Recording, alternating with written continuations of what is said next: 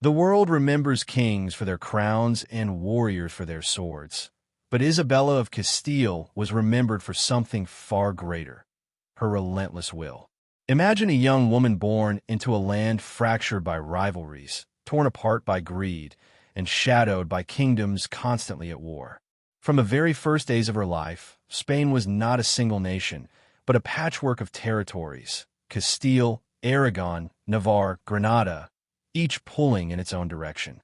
No one could have imagined that the quiet girl from Madrigal would grow into the queen who stitched those fragments together into the Spain we know today. Yet behind the triumph, her rise was anything but gentle. It was ruthless, filled with betrayals, power struggles, and a determination that made her both admired and feared. Isabella was not meant to rule. In fact, her early years were spent far from the royal court, in the countryside, where she was shielded from the chaos of Castile's politics. To many, she was invisible, a princess tucked away, unlikely to ever touch the throne. But destiny, as it often does, had other plans. When her half-brother Henry IV wore the crown, the kingdom began to unravel. Noble families bickered, the economy suffered, and whispers filled the halls of power about Henry's weakness. Amid this storm, Isabella's name began to emerge, not as a queen, not yet, but as someone different. She had a calm strength, a quiet intelligence, and above all, an unshakable faith that seemed to guide her every move. While others sought comfort in luxury, Isabella studied, observed, and waited. The turning point came when questions of succession rose. Who would lead Castile after Henry? The nobles argued, alliances shifted, and rival claimants appeared. Isabella was thrust into the center of the storm. For many, it seemed impossible that a woman, especially one so young, could step into that chaos and hold her ground. But Isabella was not like the other royals. She refused to be manipulated, refused to be a pawn in the endless games of powerful men. When pressured to marry against her will, she stood her ground. That choice, her defiance of an arranged marriage, was more than rebellion. It was a declaration. Isabella would decide her own fate. And so, she chose Ferdinand of Aragon. Their marriage was more than a union of hearts. It was a union of kingdoms. Together, they became the force that would forever reshape Spain. But do not be fooled by the storybook image of two monarchs standing side by side. Their path to power was not paved with ease. It was stained with blood, sharpened by betrayals, and held together by Isabella's iron will. To her, unifying Spain was not a dream. It was a mission, and nothing, not even family, would stand in her way. Her reign would go on to change the course of history, not only in Spain, but across the world. She and Ferdinand would launch the final campaign against the Muslim kingdom of Granada, ending centuries of conflict on the Iberian Peninsula. They would send Christopher Columbus on a voyage that altered the very map of the earth. They would enforce a vision of religious unity that still sparks fierce debate today. But in the beginning, none of that was certain. Isabella's rise was fragile, hanging by threads of loyalty and ambition. At every corner, enemies waited. At every turn, her legitimacy was challenged. She was called too stubborn, too pious, too determined for her own good. And yet, it was those very qualities that carried her through. Behind the image of the devout queen who knelt in prayer before battle, there was a woman who knew how to wield power. She could be tender to her allies and merciless to her rivals. She could smile in public and plot in private. She was as strategic as any general, as cunning as any courtier. Some called her ruthless, others called her chosen. Perhaps she was both. What cannot be denied is that Isabella of Castile was never content to let the world shape her. She shaped the world instead. But her story is not one of easy victories. Every step forward came at a cost. Every alliance demanded sacrifice. And every decision carved into history left scars that could never be erased. The question was never whether Isabella could rise. It was whether she could survive the storm long enough to wear the crown. The answer would come not in whispered promises or noble treaties, but in battles, betrayals, and bold moves that shocked her enemies. As the winds of change swept through Castile, as her brother's court crumbled under the weight of corruption and doubt, Isabella made a choice that would set her on a collision course with destiny. It was a choice that would win her the crown and cost others their lives. And so, the tale begins, not with the image of a queen on her throne, but with a young woman standing at the edge of power, surrounded by enemies, with only her faith and her fire to guide her. What she would do next would not only alter her life, but ignite the creation of a nation. Yet with every triumph came shadows. With every victory, a question remained. Could Isabella truly unify Spain, or would the very forces she unleashed consume her in the end? Isabella's beginnings were quiet, but quiet does not mean unimportant. Born in 1451 in the small town of Madrigal, she entered the world not with trumpets or grand ceremonies, but in the soft shadows of Castile's turbulent royal family. Her father, John II of Castile, was a man exhausted by endless struggles among nobles who seemed to pull more power than the crown itself. Her mother, Isabella of Portugal, gave her daughter a name that would one day carry the weight of a kingdom, though at the time, no one thought the little girl would change the course of history.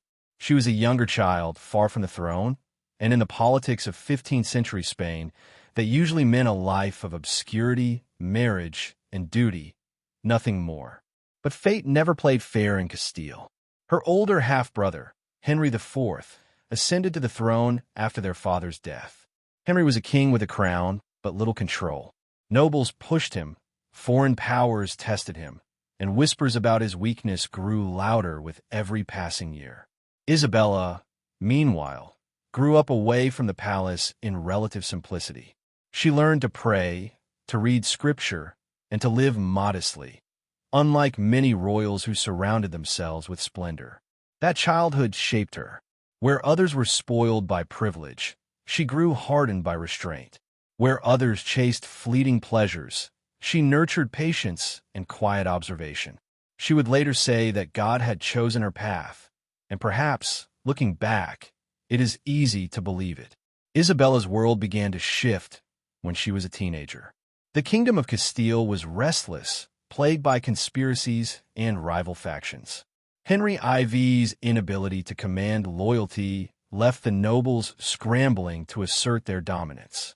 In their eyes, the crown was only as strong as the alliances it could hold, and Henry's were weak. His marriage was troubled, his heirs disputed, and his grip on power slipping. Amid this storm, Isabella and her younger brother Alfonso were seen as alternatives. The nobles, hungry for a monarch they could control, began to whisper the unthinkable. Perhaps Henry's half-siblings had a stronger claim. Isabella, who had lived her childhood in the quiet corners of the kingdom, suddenly found herself pulled toward the burning center of Castile's chaos. Her brother Alfonso became the figurehead of a rebellion. Nobles eager to overthrow Henry rallied behind the boy, parading him as the rightful king. Isabella, still a young girl, watched as the kingdom split in two, brother against brother, noble against noble. Castile was a land devouring itself. And yet, in this violent chess game, Isabella revealed her first taste of political instinct. She did not leap forward recklessly. She did not allow herself to be used as easily as the men around her hoped. Instead, she waited, observing the cracks in power, learning the rules of survival. She played the long game. But fate's cruelty struck again when Alfonso suddenly died in 1468, likely of the plague. His death shattered the rebellion, but also cast the spotlight directly on Isabella. The nobles who once pinned their hopes on Alfonso now turned to her. To many, she became not just a princess, but the symbol of resistance, the hope of stability, the potential savior of Castile. For Isabella, it was a terrifying gift. She understood that accepting the role would mean stepping into a battlefield with no retreat. She would either rise to the throne or be destroyed by those who opposed her. There was no middle ground. It was during this time that Isabella revealed one of her defining traits, her unshakable will. When Henry's advisors pressed her into a political marriage she despised, she refused.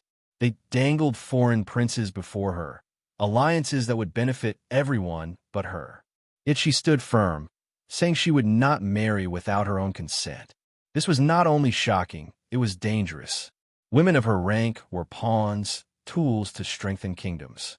To defy such expectations was to risk everything. But Isabella knew something the others did not.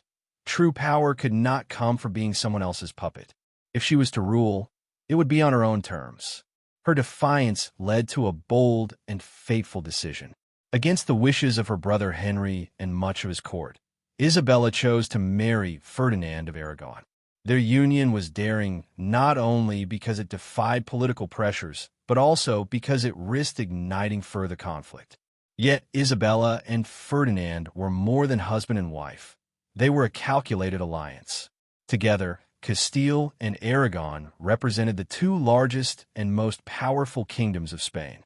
Their marriage had the potential to change the very fabric of the Iberian Peninsula. But at the time, it was a gamble, one that could either unify or tear the region apart. The wedding itself was secretive, carried out in 1469 in Valladolid. Isabella had defied her king, outmaneuvered her enemies, and tied her fate to Ferdinand's. But victory was not yet secure. Henry IV raged at her choice. Nobles split in their loyalties, and foreign powers eyed the union with suspicion. Castile was still fractured, and Isabella had stepped straight into the fire. Her marriage had given her strength, but it also painted a target on her back. Every noble, every courtier, every rival claimant now understood that Isabella was no longer a quiet princess. She was a contender for the crown. What followed was a storm of political intrigue.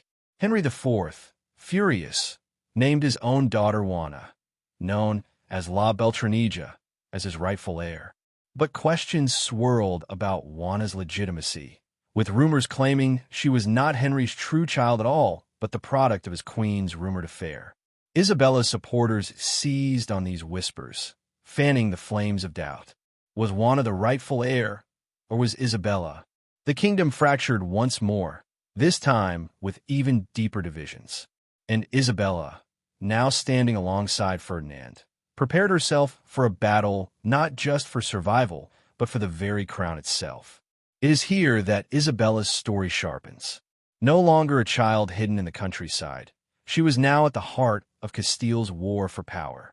She had allies, yes, but also enemies at every turn. Every decision carried weight. Every step forward meant risking betrayal. Yet through it all, she held firm. Her faith in her destiny gave her strength, but so did her ruthlessness. For Isabella understood something vital. To unify a kingdom torn by centuries of division, one could not simply rule with kindness.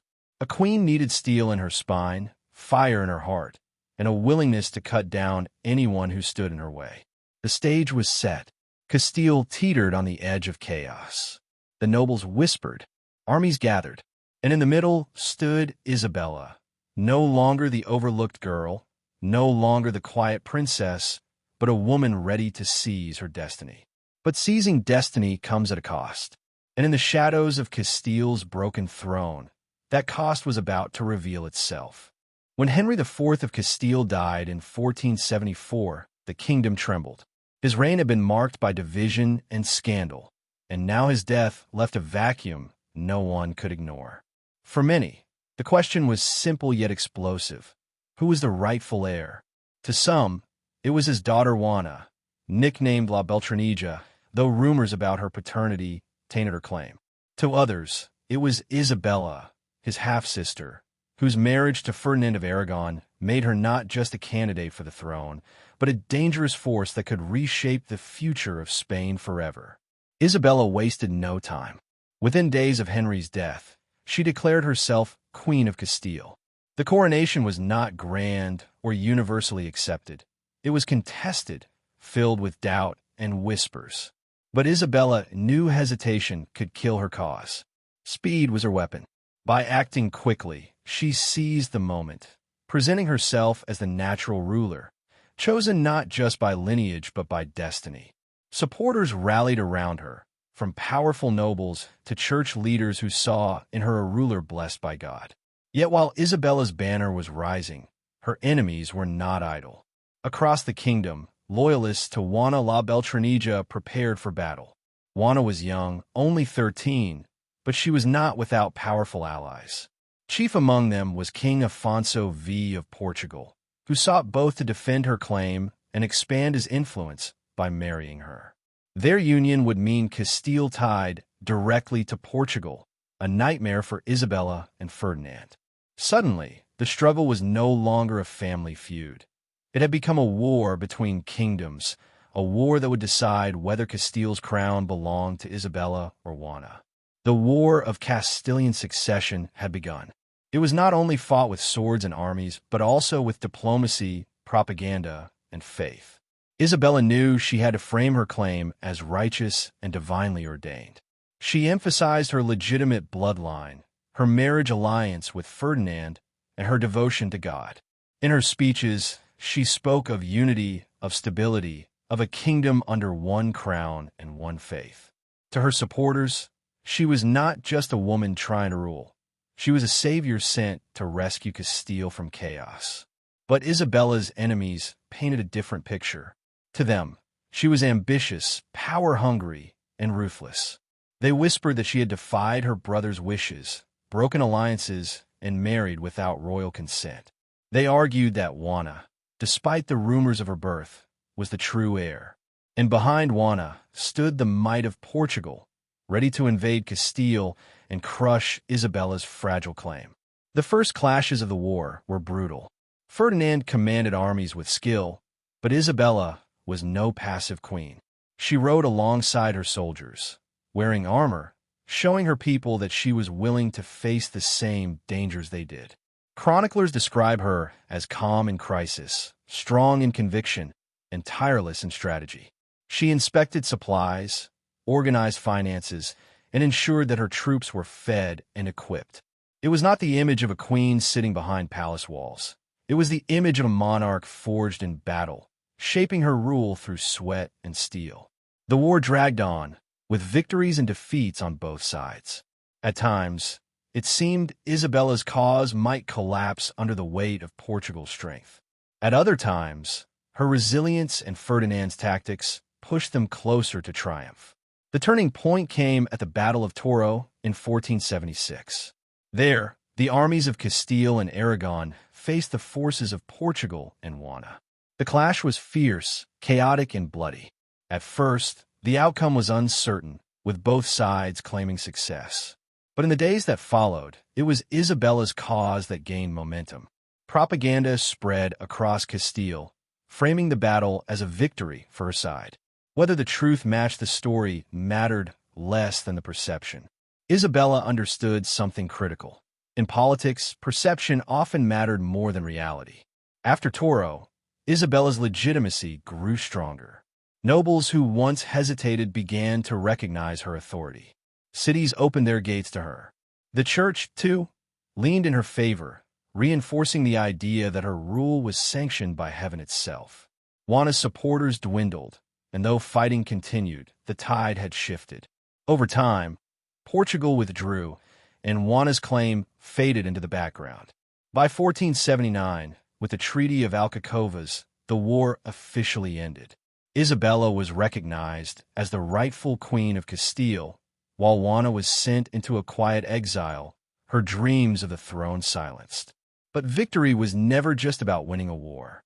Isabella understood that ruling a fractured kingdom meant healing wounds while keeping power firmly in her grasp. She set about reorganizing Castile, bringing order to its finances, strengthening royal authority over nobles, and tightening her grip on the justice system. She moved with precision and purpose, never forgetting that her crown had been contested, never forgetting that enemies could rise again. Her partnership with Ferdinand was both personal and political. While they ruled their respective kingdoms separately, together they forged a united front that others could not easily break. Yet, beneath the surface of triumph, tension simmered. Isabella's marriage to Ferdinand brought strength, but it also created friction.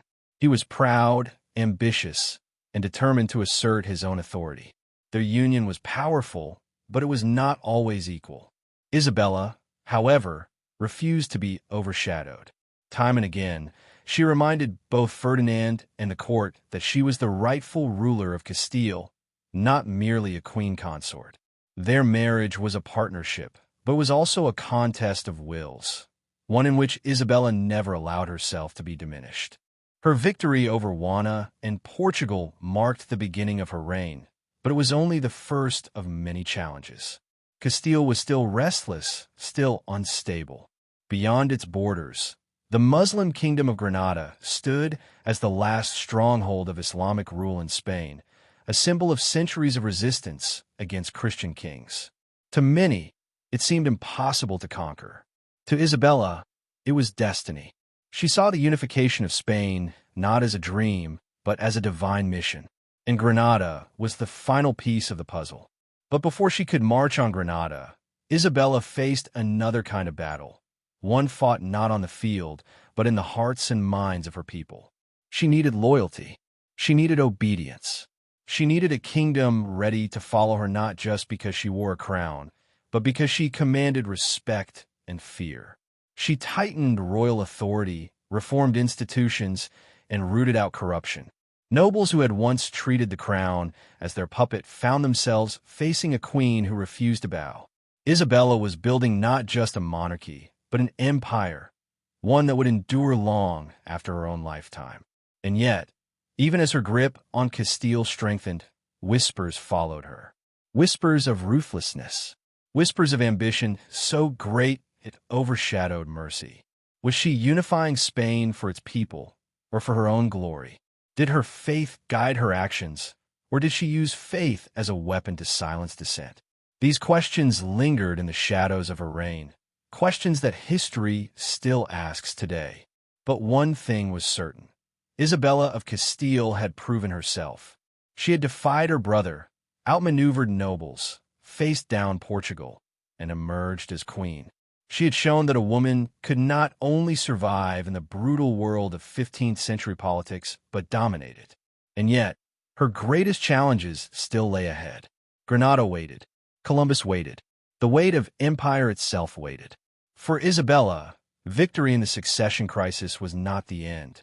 It was only the beginning. When the dust of the succession war finally settled, Castile was weary. Cities had burned, nobles had shifted loyalties like drifting sand, and ordinary people, farmers, merchants, soldiers, had paid the price in blood and hardship. Isabella, now secure on the throne, faced a kingdom in shambles. Victory had given her the crown, but peace was far from guaranteed.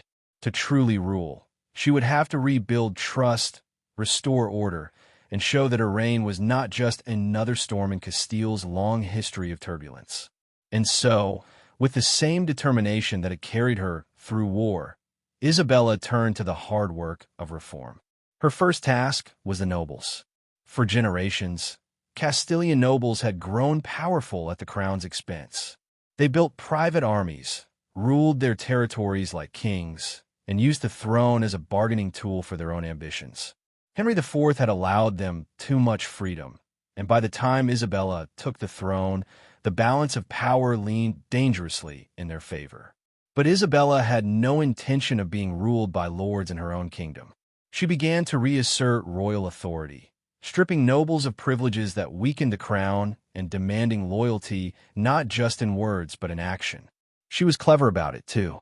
Isabella knew that outright confrontation with every noble could spark rebellion, so she used a mix of firmness and diplomacy. Some nobles were won over with favors, honors, and careful negotiations. Others, especially those who resisted, found themselves confronted with the crown's new weapon, the Santa Hermandad, or Holy Brotherhood. This was not just a police force. It was a nationwide militia designed to enforce law and order in the king and queen's name. Bandits, rebels, and troublemakers discovered quickly that Isabella's justice was swift and merciless. Ordinary people, long plagued by violence and lawlessness, began to see the difference. Roads became safer. Trade revived. Justice, though harsh, was predictable. Slowly, the crown's authority became something more than a symbol. It became a reality in the daily lives of Castile's people. And at the center of it all was Isabella, a queen whose presence was felt in both palace halls and village streets. But Isabella was not alone. Her partnership with Ferdinand was both her greatest strength and her greatest challenge. Together, they styled themselves not as separate rulers, but as one unified force, the Catholic monarchs. Their marriage created a powerful union between Castile and Aragon. Though legally the two kingdoms remained distinct, they ruled side by side, issuing joint decrees, appearing together in public, and presenting themselves as partners chosen by God to lead Spain into a new era. Yet beneath the surface, their relationship was complicated. Ferdinand was a skilled military leader, bold and ambitious. Isabella was equally determined, with a mind sharp for politics and a spirit that refused to bend. Their marriage was not simply about affection. It was a balancing act of power, with each refusing to be overshadowed. Still, the two shared a vision: to unify Spain under one crown, one faith, and one destiny. For them, unity was not simply political, it was sacred. They believed their reign was guided by divine purpose, that God himself had chosen them to restore order and strengthen Christendom. This belief would drive their actions, sometimes to glory, sometimes to ruthlessness. One of Isabella's most important reforms was in finance. War had drained Castile's treasury, and without money, even the strongest ruler could not last. She worked tirelessly to reorganize the kingdom's finances, ensuring taxes were collected fairly and efficiently. She reduced corruption, cut unnecessary expenses, and made sure that the crown lived not in wasteful extravagance, but in careful dignity. This not only strengthened the monarchy, but also won her respect among her subjects, who saw her as a queen willing to lead by example. The church, too, became a cornerstone of her power. Isabella was deeply devout, her faith not just personal but political. She saw religion as the glue that could bind her kingdom together. With the support of church leaders, she reinforced her legitimacy and promoted reforms within the clergy to ensure discipline and devotion. Priests and bishops were expected to live moral lives, and the church became a powerful ally in spreading the image of Isabella as God's chosen queen. Faith and politics became inseparable in her reign, a mixture that gave her strength but also planted seeds of future controversy. As her authority solidified, Isabella's gaze began to turn outward. She had secured Castile, balanced power with Ferdinand, and restored order to her people. But in her mind, there was unfinished business. Across the mountains in the south lay Granada, the last Muslim kingdom in Spain. For centuries, Christian and Muslim rulers had battled across the Iberian Peninsula in a struggle known as the Reconquista. By Isabella's time, Granada stood as the final bastion of Islamic rule, a glittering jewel of culture, wealth, and resistance. To Isabella, its very existence was an affront, a symbol that Spain was not yet whole, that her divine mission was incomplete. Granada was not weak. Its rulers, the Nasrid dynasty, commanded a rich kingdom known for its stunning palaces, advanced learning, and formidable defenses. The Alhambra fortress alone seemed untouchable, a marvel of stone and artistry that stood as both a palace and a fortress. But Granada was also divided, plagued by internal rivalries and weakened by political intrigue.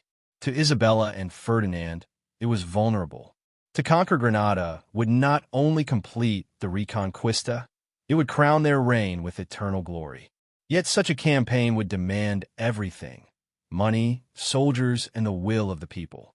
War was expensive and dangerous, and many doubted whether Castile and Aragon were strong enough to attempt it. Isabella knew this. She understood that before Granada could be taken, her kingdom needed to be ready. So she prepared, slowly but surely, strengthening her armies, building alliances, and presenting the war as not just a political goal, but a holy crusade.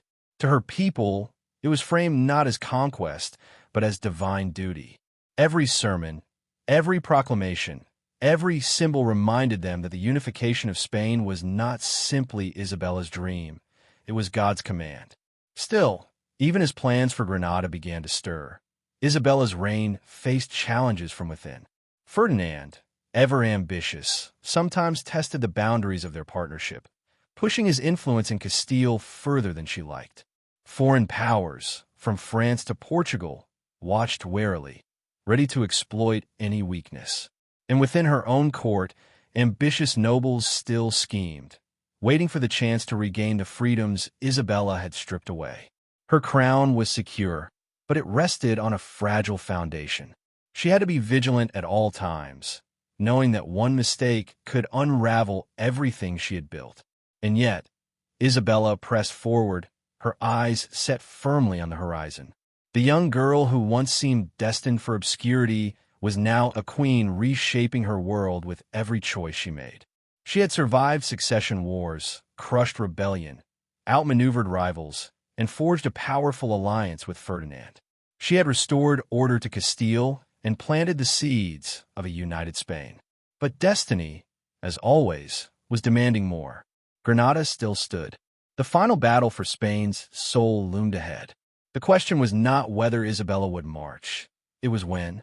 Granada stood like a jewel at the edge of Spain, a kingdom of marble palaces, winding streets, and minarets that seemed to pierce the sky.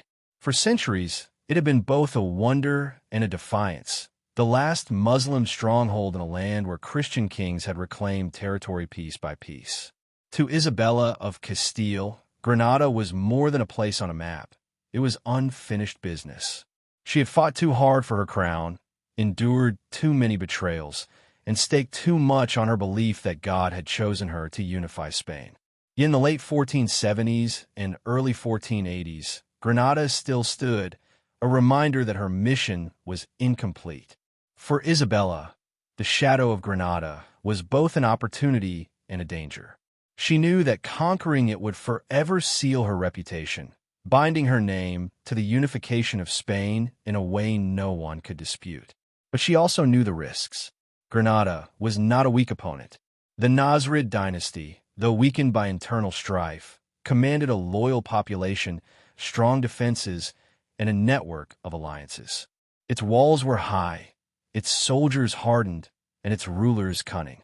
A war against Granada would not be a simple campaign. It would be a test of endurance, strategy, and faith. And it would cost lives. Before such a war could even begin, Isabella and Ferdinand had to build their power at home. The memory of the succession war still lingered in Castile. Nobles remembered where they had stood, and some still quietly questioned Isabella's right to the throne. She could not risk an unstable kingdom while fighting a major war. So she continued the work of strengthening royal power. She expanded the Santa Hermandad, giving the crown a loyal force to police the kingdom and enforce justice. She reformed the courts, ensuring that the king and queen's word carried more weight than feuds between nobles. These measures did not erase rebellion completely, but they gave Isabella a stronger foundation to stand on. Meanwhile, Ferdinand was proving himself in the field. Though Aragon was smaller and more fragile than Castile, he had grown up in the harsh politics of the Crown of Aragon, where kingship often meant balancing competing regions like Catalonia and Valencia. He had learned to fight wars with limited resources, and now, as Isabella's partner, he brought his military skill to their joint rule. He was not always gentle, and he often clashed with Isabella when it came to authority, but together they were a force no one could ignore. Isabella held Castile's wealth and people. Ferdinand held Aragon's strategic position and military experience.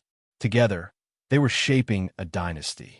Yet Granada was not the only concern pressing on their reign. Beyond Spain's borders, other kingdoms watched carefully.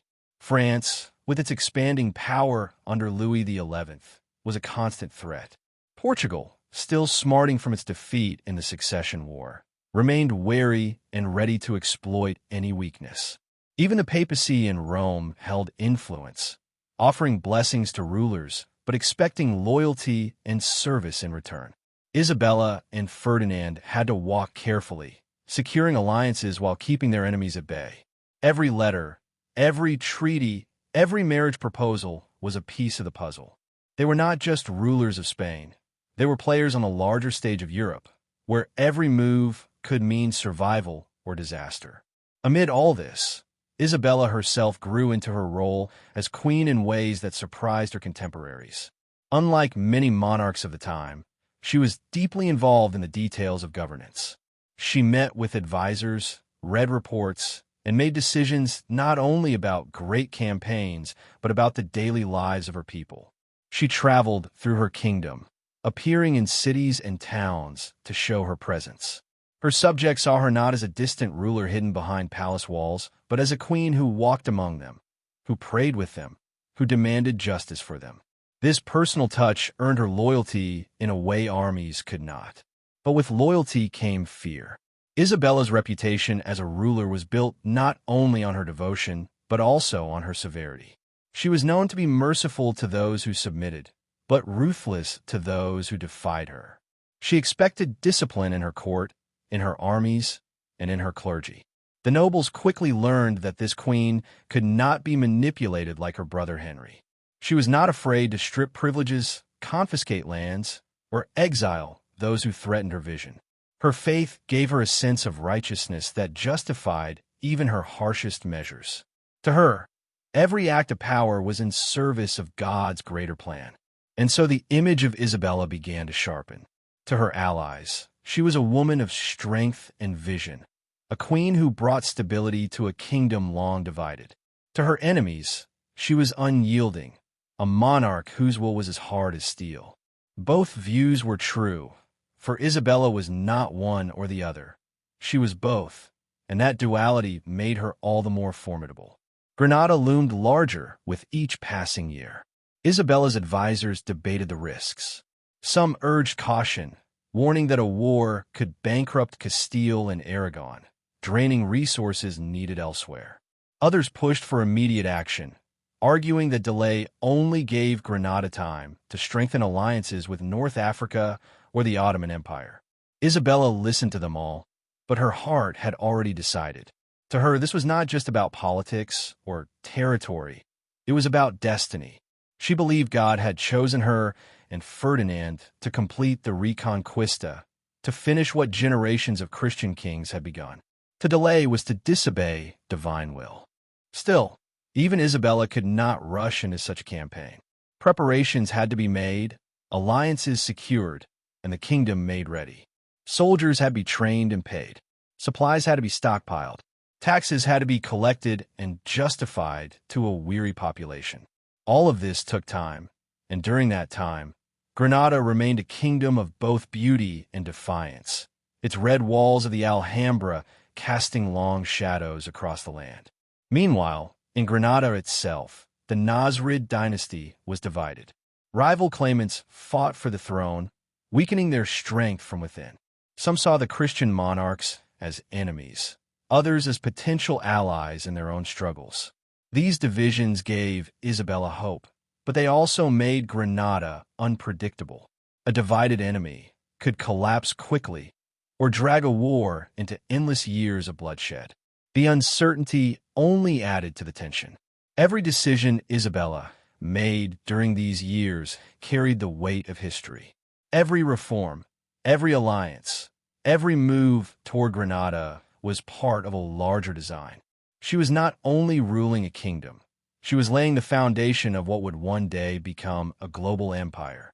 Yet at the time, she could not know how far her decisions would ripple.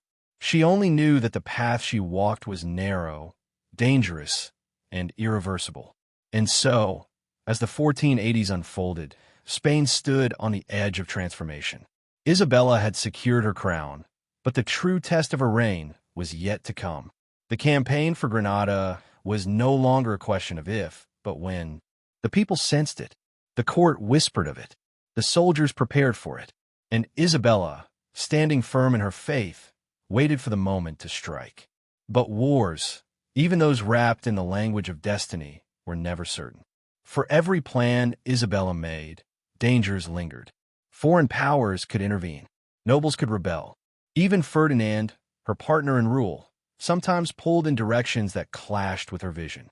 She was strong, but even strength had limits. And somewhere beyond the mountains, in the glittering palaces of Granada, rulers who knew the stakes as well as she did were preparing their own defenses. The world was moving toward a collision, and Isabella of Castile stood at the center of it, unyielding, determined, and ready to gamble everything. The crown was hers, but the fate of Spain was still undecided. By the mid-1480s, the weight of destiny pressed down on Isabella and Ferdinand more heavily than ever before. The kingdom was not at peace, not truly. Nobles still schemed in the shadows, and whispers of old loyalties stirred in the halls of Castile. But beneath all of that, there was one question burning hotter than any other. When would the Catholic monarchs finally move against Granada? Every council meeting seemed to circle back to that single point. Advisors brought reports of Nasrid weakness, of rival claimants in Granada's royal court tearing at each other for power. One day, the Sultan seemed unshakable, commanding loyalty from his lords and subjects. The next, rumors swirled of betrayals within his own family, of rival brothers and uncles who longed to wear the crown. These divisions tempted Isabella, for they suggested an enemy vulnerable to attack. Yet they also carried danger. A fractured kingdom was unpredictable. What looked like weakness might suddenly harden into desperate resistance. Ferdinand, ever cautious, urged patience. He was not blind to the opportunity, but he had seen too many campaigns ruined by rushing and unprepared. He reminded Isabella that France lurked to the north, always seeking to expand its reach into Aragon's lands. He pointed out that war was expensive, that the treasury could not simply be emptied without thought for the future. Isabella listened, but her expression rarely softened. She was determined, and everyone in the room could see it. Her conviction came from more than strategy. To her, Granada was not just another kingdom. It was a matter of faith. Each time she heard the call to prayer echoing from Granada's minarets, she felt it as a challenge, a reminder that Christian Spain was not yet whole. She prayed daily for guidance, asking God to grant her the strength to complete the mission of her ancestors.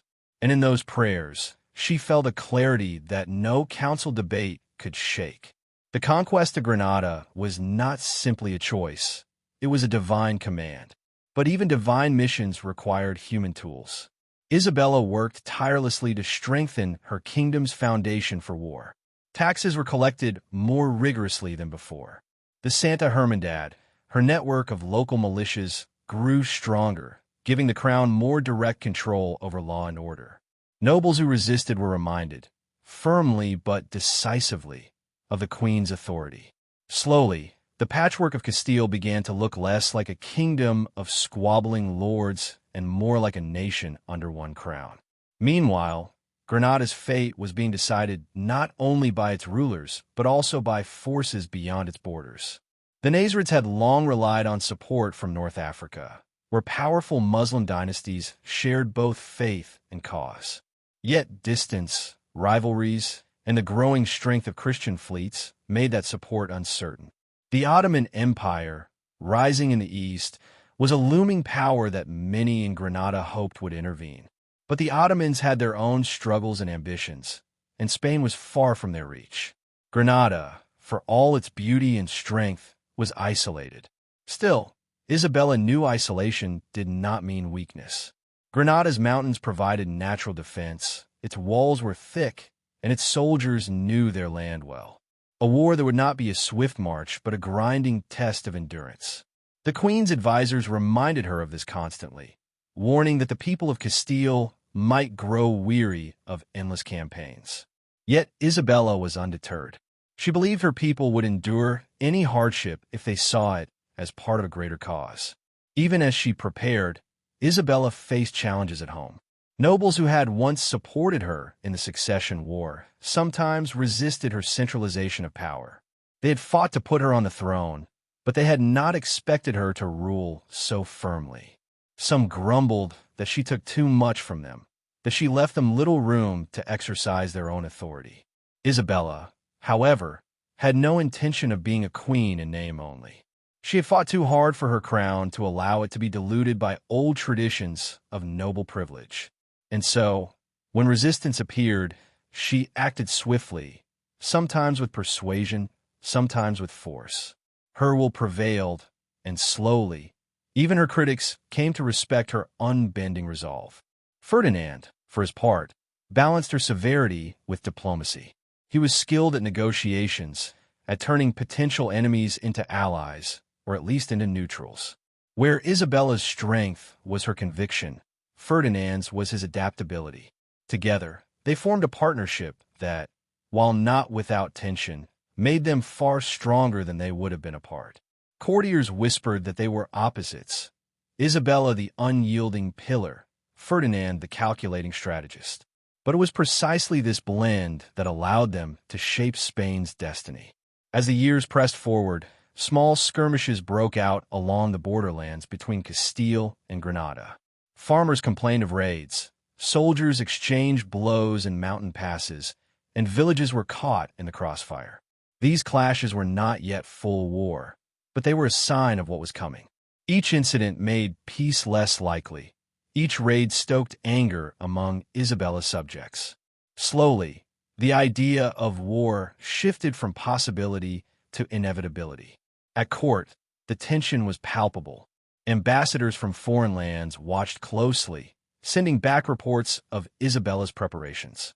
Some feared her ambition, while others wondered if Spain might finally emerge as a unified power strong enough to rival France or England.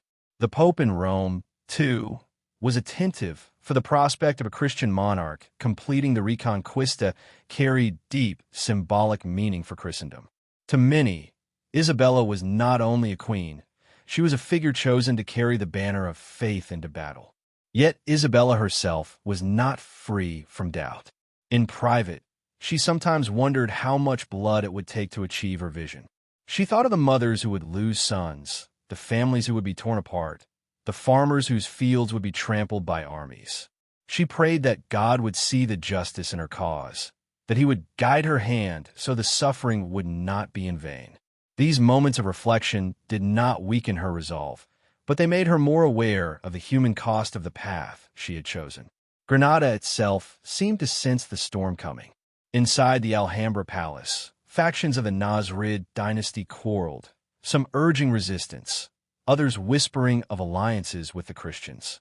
Each betrayal, each failed peace talk only brought Isabella closer to her decision. She could see the fractures widening, and she knew the time was near. But timing was everything. To strike too soon would risk disaster. To wait too long would invite her enemies to strengthen their defenses. And so, Isabella prepared, watching, waiting, building her strength. She held councils with Ferdinand late into the night, discussing supply lines, recruitment, and the long road ahead.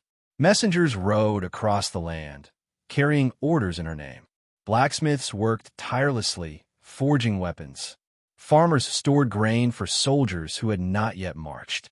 The machinery of war was being built, slowly but surely, under the quiet yet unshakable will of the queen. By now, everyone knew it. War was coming. It was no longer a question of if, it was only a question of when. The people of Castile and Aragon braced themselves, their eyes on their queen, who walked among them with the calm certainty of one who believed her cause was blessed. Isabella carried herself with a dignity that inspired both awe and fear. She was no longer the young claimant fighting for a throne. She was a queen whose destiny was tied to the fate of an entire nation.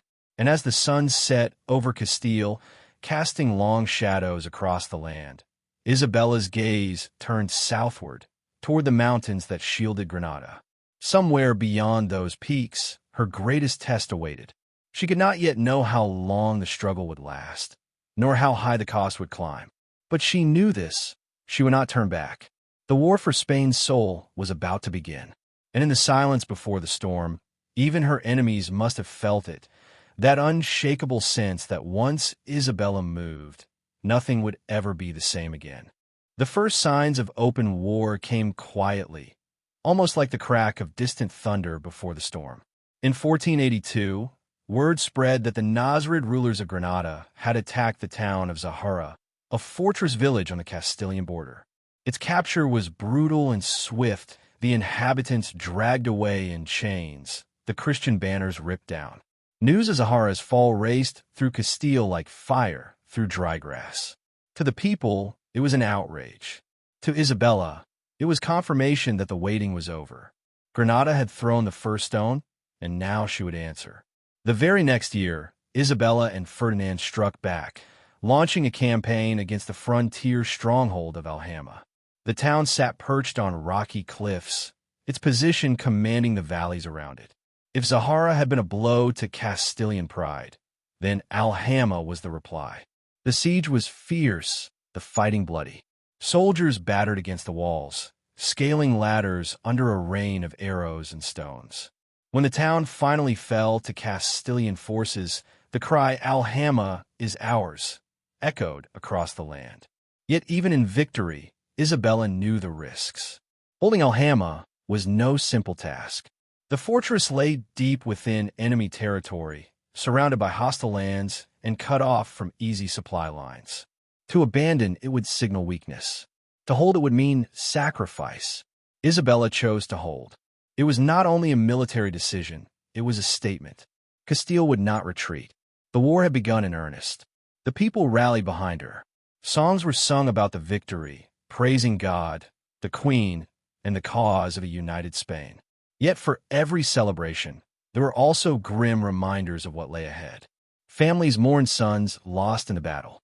Farmers feared what the endless march of war would mean for their fields. And in Granada, the Nasrid dynasty vowed revenge, their leaders swearing that Alhama would not remain in Christian hands. Diplomats attempted to mediate, but peace talks quickly collapsed. The divisions within Granada made negotiation impossible, and Isabella herself was not willing to compromise. For her, there could be no half measures. Granada would either fall or stand, and she intended to see it fall. The campaigns that followed were grueling. Castilian armies marched southward, their banners fluttering against the mountain winds. They laid siege to fortress after fortress, battering walls, starving defenders, and slowly tightening the noose around Granada. Each victory brought new territory under Isabella's crown, but each also came at a cost. Supplies were stretched thin. Soldiers grew weary. Disease crept into camps, stealing lives without swords being drawn. Through it all, Isabella was not content to sit far from the fighting. She traveled with the armies, establishing her court in the midst of the campaigns. Dressed not in armor, but in regal robes, she moved among her soldiers, listening to their concerns, offering prayers, and ensuring they felt her presence. Chroniclers noted how her mere appearance in camp seemed to lift morale, how soldiers marched with new determination after glimpsing their queen. To them, Isabella was not a distant monarch issuing commands from a palace.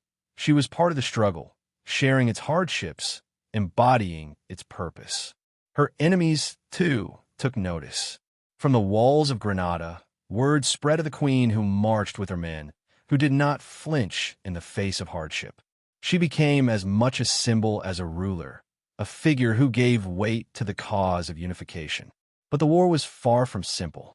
Granada's defenses were formidable. Its rulers, despite internal rivalries, knew the stakes. They fortified their walls, rallied their people, and struck back with daring raids. Castilian towns near the frontier lived in constant fear, never knowing when enemy horsemen might appear on the horizon. The land itself seemed to resist the invaders. The mountains were treacherous, the passes narrow, the weather harsh. Armies moved slowly, and every campaign stretched into months of exhausting struggle. In the midst of this, Isabella and Ferdinand faced challenges not only from the enemy, but from within their own ranks. Nobles who had joined the war sometimes grew restless, complaining of costs or seeking greater rewards for their service. Commanders disagreed on strategy, some pushing for direct assaults, others for slower sieges. Even Ferdinand and Isabella sometimes clashed, their partnership tested by the strain of war. Yet despite these tensions, the war moved forward, one fortress at a time. The fall of towns like Loya and Ronda marked turning points. Each victory tightened the grip on Granada, cutting off routes, isolating allies, and bringing the final prize closer. But Granada itself, with its shining red walls of the Alhambra, still stood defiant. The Nasrid rulers, though weakened, refused to yield. And each time Isabella looked southward, she knew the greatest test was still ahead. By 1487, the campaign reached the gates of Malaga, one of Granada's most important cities and a vital port linking it to the outside world. The siege was long and brutal. The defenders fought with desperate courage, refusing to surrender even when hunger gnawed at their bellies. The Castilian army pressed on, hammering the walls, cutting off supplies, determined to bring the city to its knees. Isabella watched closely, aware that every delay cost lives and strained her resources. Yet she would not relent. When Malaga finally fell, the victory sent shockwaves across the peninsula. Granada's lifeline to the sea was severed. The walls of resistance were crumbling. Yet even in triumph, Isabella did not relax. She knew the war was not yet won, and the closer they came to Granada, the harder the resistance would grow. By now, the queen's reputation was sealed. To her people, she was Isabella the Strong, Isabella the Faithful, Isabella the queen who would not rest until Spain was won. To her enemies, she was a relentless force, a monarch who would not be bargained with, who seemed to draw strength from every obstacle. Still, questions lingered. How long could Castile endure the weight of war? How many more lives would be lost before Granada fell? And when the Alhambra's towers finally surrendered to her banners, what would become of the people inside, of the families, the children, the generations who had called Granada home for centuries? For Isabella, the answers lay in the future, hidden beyond the smoke and blood of battle. All she knew was that the final act of the struggle was drawing near, and that she was bound to see it through.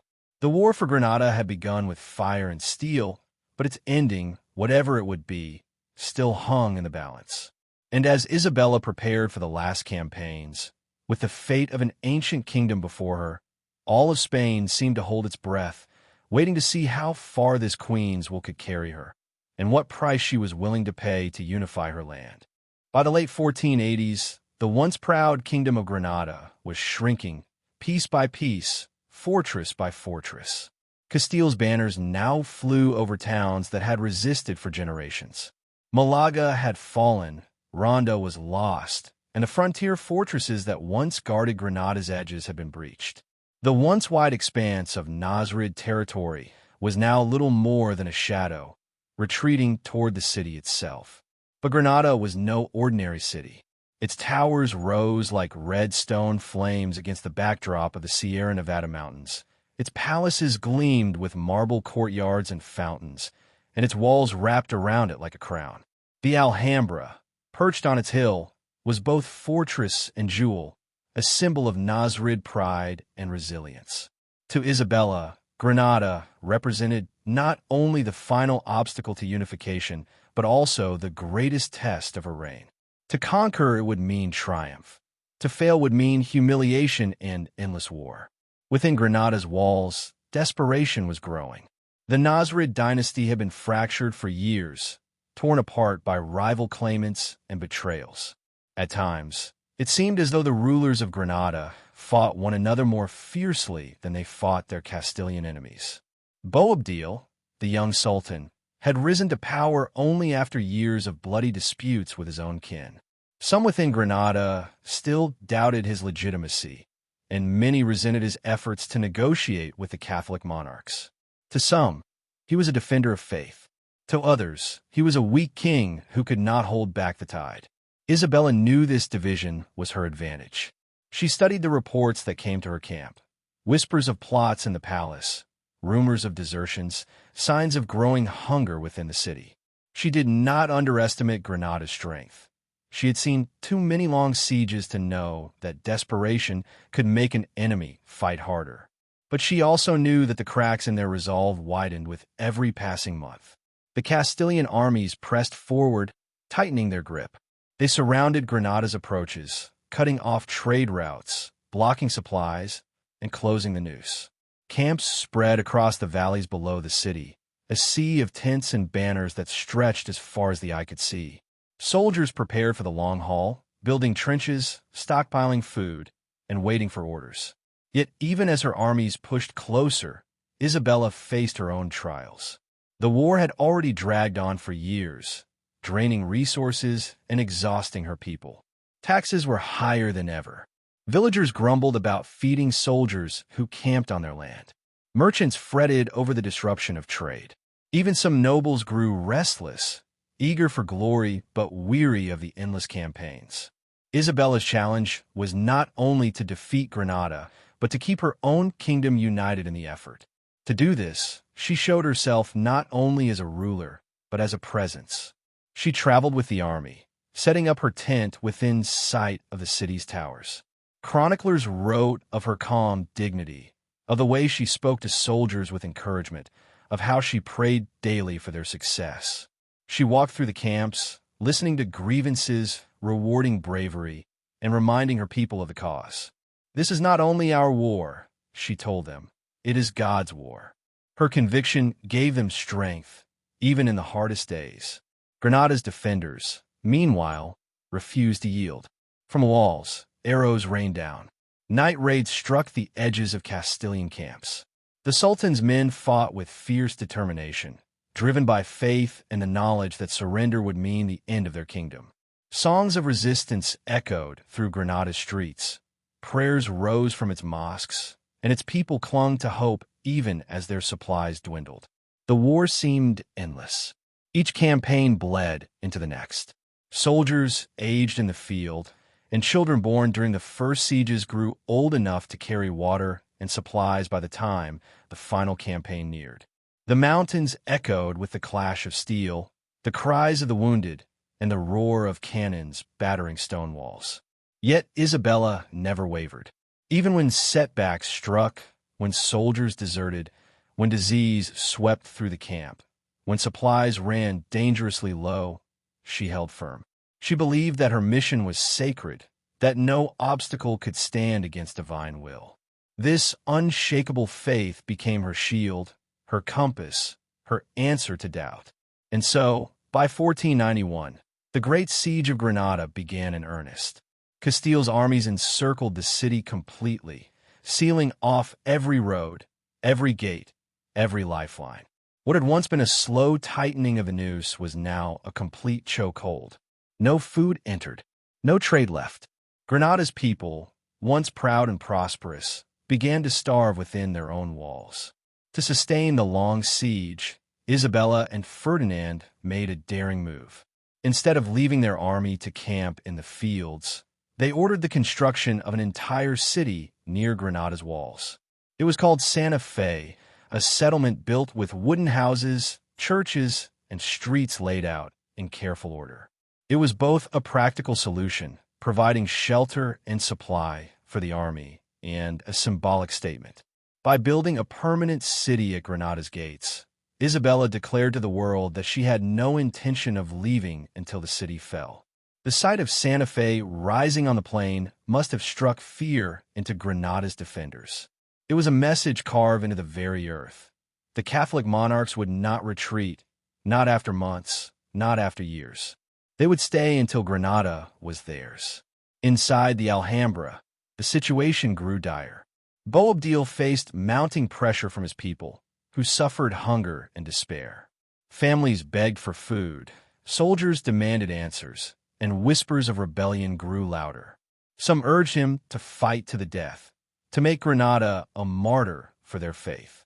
Others pleaded for surrender, believing that survival, even under Christian rule, was better than annihilation. Boabdil himself wavered, torn between pride, duty, and the grim reality pressing against his walls. Meanwhile, Isabella's camp thrived.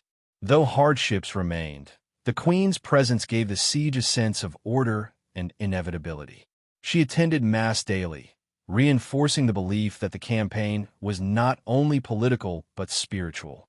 She corresponded with Rome, with other Christian rulers, with allies abroad, presenting the siege as part of a holy cause.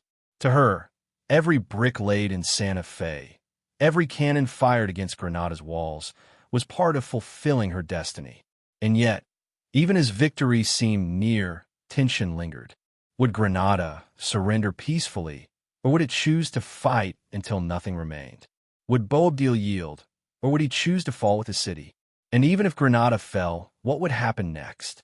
Could Isabella truly unify a kingdom so divided by centuries of faith, culture, and blood? The mountains around Granada seemed to hold their breath. The siege tightened. The walls groaned under the weight of fire. The people inside cried out for relief. The soldiers outside sharpened their swords for the final push. And at the center of it all stood Isabella of Castile, unyielding, patient, and utterly determined. The end of Granada was close, but how it would come, and at what cost, remained uncertain. The Queen had brought Spain to the edge of its destiny. All that remained was the final step, the final clash, the final surrender or destruction. And as the banners of Castile fluttered in the cold mountain winds, the world waited to see whether Isabella's relentless vision would at last bring the walls of Granada crashing down. The court of Castile was filled with whispers, and the shadows in its corridors carried secrets heavier than the stone walls themselves. Isabella was no longer the uncertain princess overshadowed by others. Now, as she walked through the chambers, there was a growing awareness that she was becoming the center of every discussion, every rumor, and every political gamble. She had not yet secured her crown completely, but her influence was undeniable, and that fact unsettled those who had once dismissed her. Behind smiles at banquets and soft exchanges in the council halls, the real war was being fought quietly, in alliances, betrayals, and whispered promises. To understand Isabella's path, one had to see the fragile state of Spain. Castile and Aragon were divided kingdoms, separate but bound by the fate of the Iberian Peninsula. Each was fractured by noble families who clung to power like lifelines, unwilling to bend to a monarch. Enemies looked inward and outward. Moorish Granada to the south, rival kingdoms to the north, and foreign powers watching with sharp eyes, ready to exploit any weakness. It was in this uncertainty that Isabella carved her place, using not brute force but calculation and an unshakable will. Her marriage to Ferdinand of Aragon was not just a personal bond. It was the spark of a union that would reshape the destiny of Spain. Yet in those early years, it was anything but smooth. The nobility of Castile resented Ferdinand, seeing him as an outsider, and they questioned Isabella's authority as a woman. Together, the two faced endless disputes over titles, lands, and loyalties. Their court was not a peaceful one, but a place where decisions carried the weight of survival. Isabella had to prove herself daily, not only as queen, but as a leader who could command respect in a world built by men and for men. The central conflict lay in her determination to consolidate power, to unify the kingdom under a single crown and law. But that goal put her directly against the entrenched lords who thrived on chaos and autonomy. For centuries, Castile had been weakened by noble families acting like kings of their own territories, challenging the crown whenever it suited them. Isabella saw that for Spain to survive, this had to end. Yet bringing order meant risking rebellion, and rebellion meant bloodshed. The stakes could not have been higher. At the same time, Isabella's deep devotion to her faith colored every choice she made. Religion was not just personal for her. It was political, a tool as sharp as any blade. She believed it was her duty to defend and expand Christianity, to see her reign as part of a divine mission. That conviction made her both inspiring and intimidating. For those who shared her vision, she was a beacon. For those who stood in her way, it meant she would not compromise. This faith, so central to her identity, would one day become both her strength and her legacy's most contested shadow. The subplots of her story began to weave together here. There was her struggle with the nobles, her fragile alliance with Ferdinand, and the ever-present tension with Granada. But beyond the politics, there were quieter, more human battles she faced. As a queen, Isabella had to balance her role as a ruler with her role as a wife and mother. Every child she bore carried not just personal significance, but political weight. Every decision in her private life could echo across the kingdom. The eyes of the world were always upon her, judging whether she would falter or endure. As Ferdinand pressed for influence in Castile, Isabella fought to ensure she was never overshadowed. Their partnership was tested constantly by ambition and necessity. Letters, treaties, and agreements between them reveal a relationship of strategy as much as love.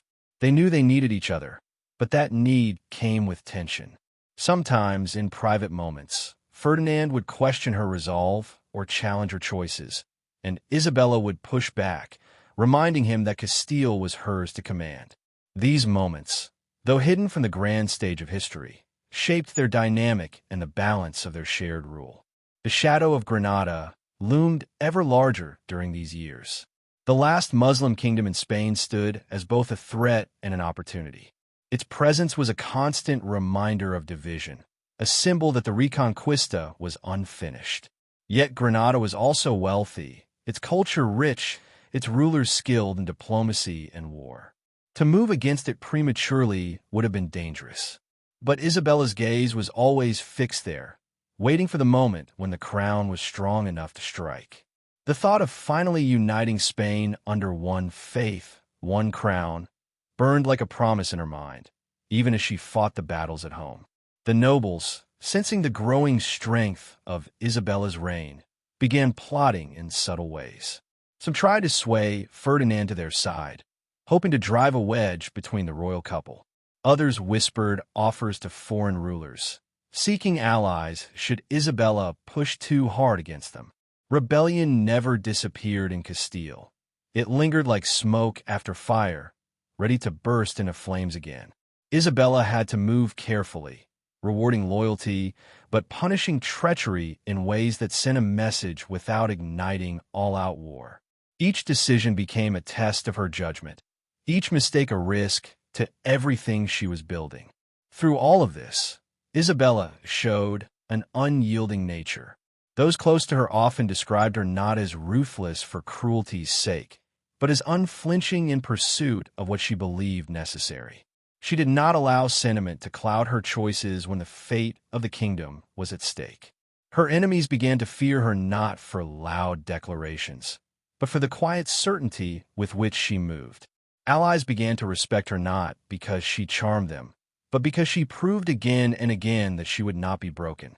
And yet, beneath the crown and the armor of her will, she remained human. There were nights when doubts crept in, when the weight of expectation pressed against her spirit. There were moments when the loss of allies, the betrayal of friends, or the sickness of her children brought her to tears in private chambers. But if the court ever suspected weakness, they were wrong. By morning, Isabella would rise, composed and unwavering, ready to face whatever storm awaited her. It was this resilience that gave her the reputation of being unshakable. The story of Isabella of Castile was becoming not just one of power, but of transformation. Each trial hardened her resolve. Each enemy she outmaneuvered brought her closer to the vision she carried. The union of Spain was still far from complete, and the dangers ahead were greater than those behind. She had enemies within her borders, rivals across the seas, and a husband whose ambitions did not always align with her own. Every choice she made tightened the web of tension, pushing her closer to both triumph and tragedy. As the court continued its dances of intrigue and the kingdom waited for its future to unfold, Isabella stood at the edge of history's stage, preparing for the decisive moves that would either unify a nation or tear it apart. The question was not whether she would act, but how and when. The suspense hung in the air, like the silence before a storm. Would Isabella's vision of a united Spain survive the fires of rebellion, the weight of her enemies, and the dangerous balance of her marriage? Or would the fragile dream collapse under the weight of its own ambition? The answer was not yet clear, but one thing was certain. Every step she took from here would lead her deeper into a conflict that could define her forever. The kingdom of Castile seemed vast, but for Isabella it often felt like a fragile stage where every move was watched and judged. She knew that her authority, though recognized in name, was constantly being tested in practice. The nobles, proud and stubborn, were like separate kings in their own lands, and their castles stood as reminders that her word was not yet absolute. These men had grown rich and powerful from centuries of disorder, and the thought of bending their wills to a single crown threatened everything they had built. Isabella could not ignore them, nor could she attack all of them at once. She had to outthink them, playing a game where patience was as powerful as the sword. One of her early challenges came from those who doubted the legitimacy of her marriage to Ferdinand. The union was seen by many as a clever trick, rushed, and kept secret at first, and enemies used this to argue that her position as queen was unstable. Whispers spread that Ferdinand, a foreign prince from Aragon, had no right to share power in Castile. Some questioned whether Isabella herself should even hold the throne when male claimants could be found. These doubts weren't just gossip. They were weapons sharpened against her authority. She had to answer them not with anger, but with strategy. To strengthen her position, Isabella leaned on symbols of stability. She presented herself as not just a ruler, but as a motherly figure for Castile, a woman of piety, dignity, and strength who cared for her people like children under her protection. She wore modest clothes when needed, prayed publicly, and spoke with calm certainty in moments of doubt. People began to see her less as a distant monarch and more as a protector chosen by God. It was a subtle but powerful transformation. By shaping her image, she was shaping her power. Meanwhile, Ferdinand moved carefully, knowing that his presence was both a blessing and a danger. His soldiers and advisors brought strength, but his influence could also spark resentment. He wanted to expand his own power, to ensure Aragon was not overshadowed by Castile, but Isabella held firmly to her crown. Their partnership became a balance of tension, two rulers pulling together but never fully letting go of their own ambitions. The people could see this dance, and while some feared division, others admired their unity in public. It was a bond tested daily, yet it remained intact, for both knew they needed each other to survive. The conflict with the nobles deepened as Isabella began to act. She could not allow endless rebellion, so she set an example by moving against certain families who defied her openly. She stripped titles, reclaimed lands, and punished disloyalty with calculated precision. But she also rewarded those who showed loyalty, offering positions at court and new honors. By mixing firmness with generosity, she forced many to reconsider their resistance. Yet the most powerful lords were not so easily broken. They plotted in secret, forming alliances that Isabella often uncovered only through her growing network of spies and informants. At the same time, she introduced reforms that tightened royal control. Taxes were reorganized, military service was demanded more directly from the crown's subjects, and legal authority was centralized. These measures angered those who had grown used to ruling their lands without interference, but they also gave ordinary people a sense of order that had long been missing. For the common farmer, merchant, or priest, Isabella's rule offered something the nobles never gave them: predictability. Slowly, the people began to rally around her, and that support became a shield against her enemies.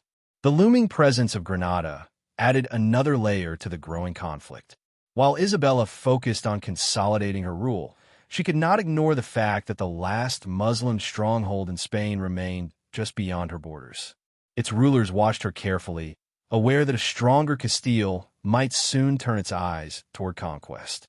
Granada was not weak. It was rich from trade, fortified by mountains, and skilled in diplomacy.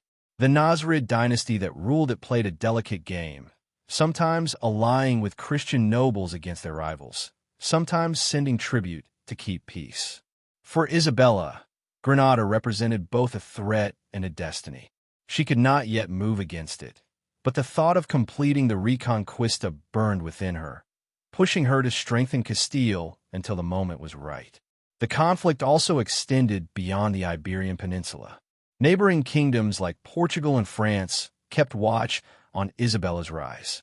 Portugal, in particular, had a long history of involvement in Castile's succession disputes, and its rulers were not pleased to see Isabella gaining stability. Alliances and marriages abroad became tools as sharp as swords at home. Every letter sent to foreign courts, every betrothal arranged, every treaty signed was part of Isabella's effort to secure her throne from threats beyond her borders. As all these struggles unfolded, Isabella's character became clearer to those around her. She was described as calm but unbending, gentle in appearance but fierce in decision. Those who underestimated her because she was a woman soon regretted it. Even Ferdinand, proud and ambitious, came to realize that his wife possessed a will as strong as his own, if not stronger. She was not content to play the role of a supportive queen. She demanded to be recognized as ruler in her own right, equal to any king who came before her. Yet beneath the surface, tensions simmered. The nobles who resented her reforms plotted revenge, waiting for the right moment to strike. Ferdinand's constant push for greater influence tested their fragile partnership. Granada's existence reminded her that her vision of unity was still incomplete, and the eyes of Europe watched, some with admiration, others with jealousy. Isabella stood in the center of a storm, her crown both a prize and a burden, her throne both a seat of power and a target. Every day seemed to bring a new challenge, and each challenge forced her to grow sharper, more decisive. The queen who had once been doubted as a young woman now commanded armies, reshaped laws, and inspired loyalty among her people. But with every victory came new enemies, and with every step toward unity came greater risks. The story of Isabella of Castile was not just about a queen ruling her kingdom. It was about a woman daring to reshape an entire nation against the will of those who thought her weak, about faith that guided her decisions, and ambition that carried her into battles no monarch before her had dared to face. She was walking a narrow path, where one misstep could destroy her, but if she succeeded, the rewards would be beyond imagination. The unresolved question remained like a shadow over her reign.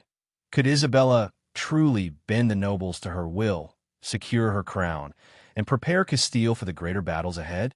Or would the forces gathering against her tear apart everything she had built before her vision could take shape? The answer was still far away, and the tension only grew heavier with each passing year. The tension in Castile thickened like a storm cloud that refused to break. Every hall in the royal court seemed to echo with footsteps that carried secrets, and every letter that arrived could bring either support or betrayal. Isabella, though outwardly composed, knew she was walking a razor's edge.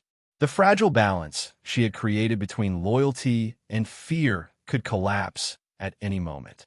She had already endured whispers questioning her legitimacy and open resistance from lords who saw her reforms as a threat to their power. But the greatest test was still ahead. The nobles who had been stripped of privileges did not simply accept their losses. They retreated to their strongholds, gathering men, hoarding weapons, and forging alliances in the shadows. Some sought help from Portugal, others from France, hoping that foreign aid would strengthen their defiance. Isabella's spies reported fragments of these plans, enough to keep her awake at night, but not always enough to know exactly where the next rebellion would ignite. She understood that one wrong move could undo everything she had built, and yet hesitation was just as dangerous as miscalculation. Ferdinand, too, was restless. He wanted to push forward with bolder measures, to confront Granada and show the world that their rule was strong.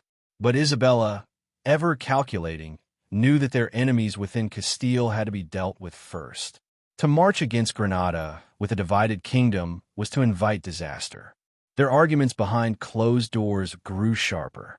Ferdinand's voice, raised in frustration, clashed with Isabella's calm but unyielding insistence that timing was everything. These disputes never spilled into public view, but their courtiers could feel the strain, the way the air seemed heavier when both rulers entered the same room. In the streets of Castile, unrest brewed quietly. Merchants worried about taxes, peasants feared noble retaliation, and whispers of rebellion reached even the common taverns. To ordinary people, Isabella was both a beacon of hope and a looming mystery.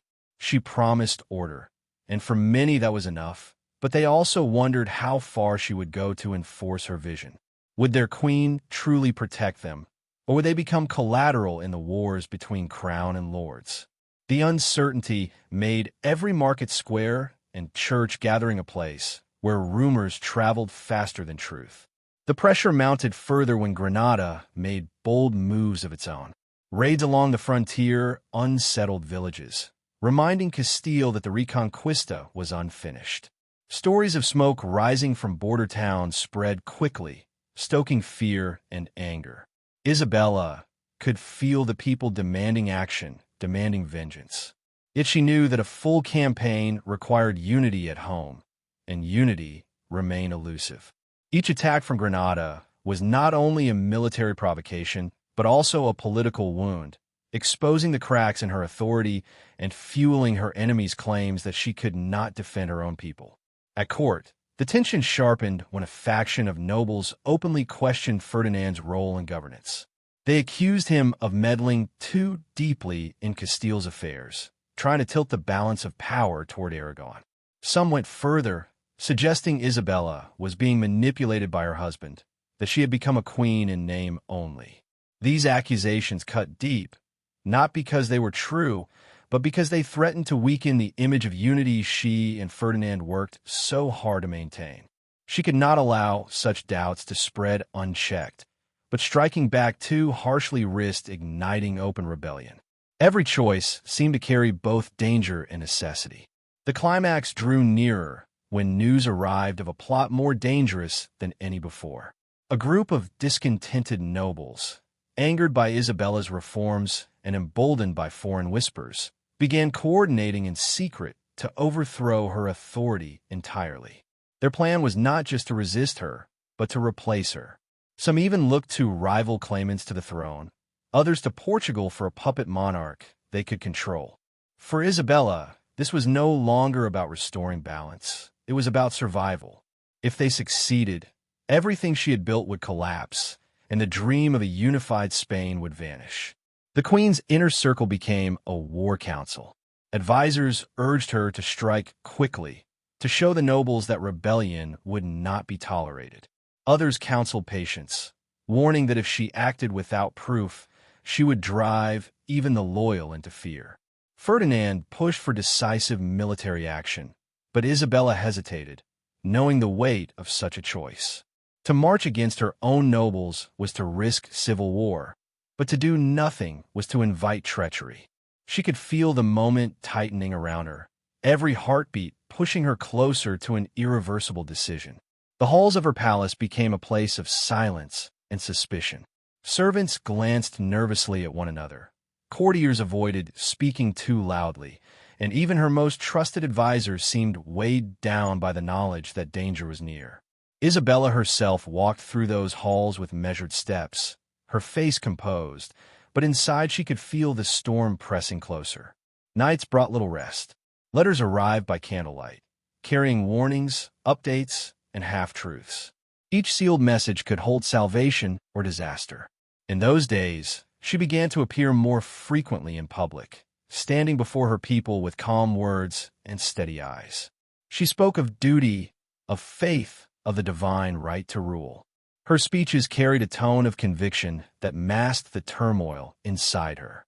To the people, she seemed unshakable, and that illusion gave her strength. Yet behind closed doors, she wrestled with choices that would shape not only her reign but the destiny of Spain itself. The tension grew unbearable as her enemies moved closer to open defiance. Castile seemed to stand on the edge of fire, with one spark enough to ignite rebellion that could consume the entire kingdom. Isabella's gaze turned toward the horizon, toward Granada, toward the dream of unity that had driven her since her youth. But she knew that dream hung by a thread, threatened by betrayal within her own court. The walls seemed to close in, the air thick with the weight of decisions that could not be delayed much longer.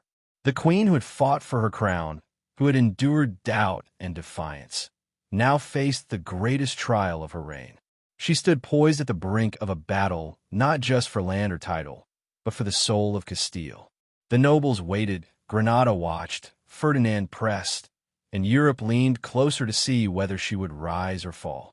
The silence before the storm held its breath, and the question remained unanswered. Would Isabella crush the rebellion and secure her dream of a united Spain, or would the forces against her break the fragile crown she fought so hard to protect? The storm that Isabella had long felt approaching finally began to break. The kingdom of Castile trembled under the weight of uncertainty, and the queen stood at the center of a struggle that threatened to tear apart everything she had built. Rumors became realities, and the nobles who had whispered rebellion now started to move more boldly. Secret meetings in candlelit chambers turned into open defiance, and the names of powerful lords appeared again and again in reports delivered to Isabella's court. She was no longer dealing with scattered resistance. This was an organized threat, one with the potential to undo her reign entirely. Her council grew restless. Some urged her to strike without hesitation, to march an army against the rebellious nobles before their plans could ripen into full war. Others pleaded for caution, reminding her of the bloodshed that civil war would bring. Isabella sat in silence during these debates, her mind weighing each word carefully. She had always known that unifying Castile would not come without sacrifice, but this decision carried a gravity that pressed against her chest like iron. If she chose wrong, she risked plunging her kingdom into chaos. The tension between her and Ferdinand sharpened as the threat grew clearer. Ferdinand, eager to assert his military skill, argued that swift force was the only way to demonstrate strength. He reminded her that hesitation had doomed kings before them, and that their enemies would not wait politely for the crown to gather its courage. Isabella listened but remained firm. She knew Ferdinand's approach carried merit, but she also knew that the nobles were not her only concern. Granada's eyes remained fixed on Castile, ready to strike if they sensed weakness. To fight on two fronts would be ruinous. Her patience, though frustrating to some, was a shield she refused to drop too quickly. Even so, she understood that delay could not last forever. Reports arrived daily of border raids from Granada, of villages burned and families displaced. Each raid inflamed the people's anger, each cry for justice echoing louder. To the common man, it mattered little whether the crown fought nobles or Moors. They wanted safety, they wanted certainty, they wanted to know their queen would protect them. Isabella could feel their desperation pulling at her like a tide, demanding she act, even as the walls of her court seemed ready to close in with betrayal. The nobles' rebellion reached a dangerous stage when evidence surfaced of their alliance with Portugal. Letters intercepted by Isabella's agents revealed promises of men and money, offered in exchange for the overthrow of her rule. The realization that her enemies had extended their reach beyond Castile shook even her most trusted advisors. Portugal had long been both rival and neighbor, and now it threatened to become the spearhead of a conspiracy that could shatter the fragile unity Isabella had fought for. The queen read the intercepted words by candlelight, her face pale, but her resolve unshaken. She knew the moment of choice had arrived. Her next steps would need to be bold enough to halt rebellion, but measured enough to preserve the dream of unity. She began by tightening her grip on the court itself. Loyal nobles were summoned closer, their roles elevated, their families rewarded. Suspected traitors were quietly removed from positions of influence, sometimes with arrests, sometimes with the more subtle pressure of exile. Castile's capital became a hive of suspicion, where trust was rare and loyalty was tested daily. Yet, even as she strengthened her inner circle, Isabella knew the greater danger still lay beyond her walls. To rally support, she appeared more often in public. She visited churches, attended processions, and made her presence known in towns unsettled by fear. Her calm voice and firm words gave the people reassurance, even when she carried her own doubts. She spoke not of vengeance, but of divine duty, reminding her subjects that her crown was not merely a symbol of power, but a mission given by God. These appearances were not just ceremony, they were strategy. Each time she walked among her people, she pulled them closer to her side, creating a bond stronger than the promises of any noble. Still, the shadow of Granada loomed larger. The raids grew bolder, and the thought of finally moving to end the Moorish kingdom pressed heavier on Isabella's mind. She could not ignore the temptation. If Castile and Aragon struck Granada now, they could secure a triumph that would silence doubt and strengthen her throne. But to act too soon, with rebellions still festering at home, might invite disaster. The timing was everything, and Isabella carried the weight of that calculation alone. The tension reached its height when news came that a coalition of rebellious nobles had fortified themselves in a region critical to Castile's defense. Their defiance was no longer hidden, it was declared. Soldiers loyal to the crown were challenged openly, and banners of rebellion flew where once the royal seal had reigned. The queen's worst fears had come to life. She was no longer facing whispers and secret plots. She was facing war within her own borders. The court held its breath as Isabella prepared her response. She walked into the council chamber with measured steps, her eyes sharp, her presence commanding.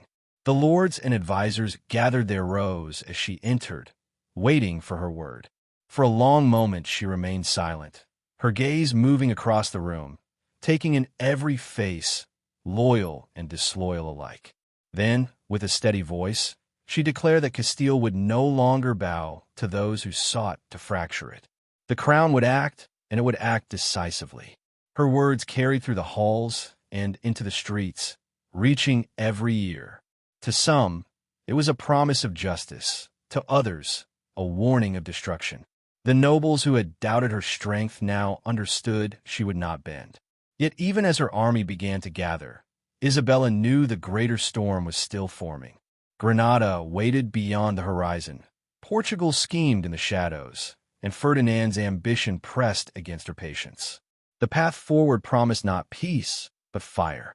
The people of Castile felt it too. In markets, in churches, in homes lit by flickering lamps, they spoke of war. Some prayed for swift victory. Others feared the chaos it would bring. The kingdom held its breath as the queen prepared to march, the air heavy with anticipation. Isabella stood at the heart of it all, her crown gleaming under torchlight, her resolve unbroken. She had fought for her throne, and now she was prepared to fight for its survival. But the question lingered like a blade over her head. Could she overcome rebellion at home and still face the challenge of Granada? Could her vision of a united Spain endure the storm that was about to break? The climax drew near, every moment pushing closer to the explosion of conflict that would decide not only Isabella's reign, but the fate of Spain itself. The months that followed the fall of Granada were supposed to bring peace, but instead they only deepened the unease that had been brewing. For Isabella of Castile, the war had ended, but the battles for power, loyalty, and control were just beginning. The banners of Castile and Aragon flew proudly over the Alhambra, yet whispers in the corridors of power suggested that victory was only the first step toward an even greater, more dangerous ambition. The queen who had unified Spain had not yet completed her vision, and not everyone was willing to stand by as she reshaped the kingdom in her image. At court, there were those who praised Isabella as a chosen queen, a ruler destined to guide Spain into a golden age. But there were also those who muttered in secret that her hand was too firm, her vision too absolute, and her methods too unyielding. They remembered the queen's iron determination, the way she had faced betrayal, family rivalries, and countless enemies on her path to the throne. That same determination now set its sights on an even more delicate matter, the unity of faith within her realm. This, she believed, would strengthen the crown forever, but the reality of such a mission would test not just a reign, but the very soul of Spain. It began as subtle measures, quiet decrees, and discussions among advisors. Isabella, guided by her sense of destiny and the counsel of men like Torquemada, believed that Spain could not be truly won while its people worshipped in divided ways. To her, unity of crown required unity of faith and the coexistence of Christian, Muslim, and Jewish traditions, though once tolerated, now seemed like a threat to the fragile order she had fought so hard to create. For Isabella, this was not merely policy. It was a belief that her rule had been chosen for a divine mission. But for others, this conviction was terrifying. What had once been a land of multiple voices, of scholars and merchants and poets from different traditions, now trembled under the weight of a single vision. The conflict that grew from this vision did not take the form of open rebellion at first. Instead, it seeped through the whispers of the towns and cities, through the hidden prayers behind shuttered doors, through the uneasy glances exchanged in marketplaces. Communities that had lived side by side for generations now looked upon one another with suspicion, unsure who might stand firm with the queen and who might suffer under her growing resolve. The queen's closest allies urged her forward, while her critics grew bolder in their quiet defiance. Spain had been unified through marriage, through war, and through diplomacy, but now it would be tested by belief. At the same time, beyond the palace walls, another struggle was brewing. The nobles, many of whom had supported Isabella during her rise to power, now found themselves wary of a new balance of authority. With Ferdinand at her side, the crown held more centralized strength than ever before. Ancient privileges, once guarded fiercely by the nobility, seemed to shrink as the monarchy demanded more loyalty, more resources, and more obedience. For some nobles, this felt like betrayal. Had they not stood with Isabella when her claim to the throne was contested? Had they not shed blood in her wars? And yet now, they saw themselves treated as servants of the crown rather than partners in power. Resentment smoldered, waiting for the right moment to burst into flame. But Isabella was not blind to these dangers. She had built her reign on foresight and caution, never underestimating her enemies, and never forgetting the cost of failure. Every decision she made carried the weight of her belief that history would remember her not just as a queen, but as a force that shaped nations. That conviction drove her onward, even as the pressure of her choices created cracks beneath her feet. It was during this time, as if fate itself sought to complicate her already precarious rule, that another twist emerged. Rumors began to reach her court of new worlds beyond the sea, of distant lands that no European power had yet claimed. At first, these rumors were dismissed as fantasy, the tales of dreamers and sailors with too much ambition. But then came a man who dared to speak with certainty. Christopher Columbus stood before the Queen with a proposal that seemed both mad and miraculous: to reach the riches of the East by sailing west. The idea was met with laughter by many of her advisors, who called him delusional and unworthy of the Queen's attention. Spain, after all, had just spent its treasures and strength on war. How could it risk such a foolish venture now? Yet Isabella listened with more patience than others expected. Perhaps it was her unshakable sense that destiny had more in store for her kingdom. Perhaps it was the allure of wealth and glory, of making Spain not only unified but supreme among nations. Or perhaps, deep down, she sensed that history sometimes favored the bold, just as it had favored her in claiming her throne. Still, Columbus was not the only distraction. Even as she considered his audacious proposal, shadows moved closer within her own kingdom. Advisors argued, nobles schemed, and the people whispered. Some believed Isabella's pursuit of faith and unity would bring Spain divine protection, while others feared it would tear the land apart. And somewhere, hidden behind veils of loyalty and ritual, those who opposed her waited for their chance to strike. Every decision Isabella made during this time carried extraordinary risk. To reject Columbus might mean losing a chance at greatness. To accept him might mean pouring resources into folly. To press harder on religious conformity might strengthen her throne or fracture her kingdom forever. To trust the nobles might invite betrayal. To control them too tightly might spark rebellion. The Queen walked a razor's edge, and those who watched her knew that a single misstep could unravel everything she had built. Spain was united in name, but unity in truth was still far from secure. Beneath the triumph of Granada, beneath the proud banners and celebrations, there was tension so sharp it could almost be heard, like the taut string of a bow waiting to be released. And in that fragile silence, as Isabella weighed the future of her crown and her people, a second twist revealed itself, one that no advisor, no general, and no queen could fully prepare for. Because sometimes history is not shaped by the plans of rulers, but by the unexpected storms that gather at the very moment victory seems secure. Would Isabella's vision for Spain hold strong against these storms? Or would the very unity she fought to create become the cause of her undoing? The answer lay just beyond her grasp, as both fortune and danger moved closer, waiting for the right moment to strike. The moment of decision came when Isabella stood at the crossroads of all the choices she had carried on her shoulders for years. Spain was hers in name, but she knew that unity meant more than banners over cities and armies under her command.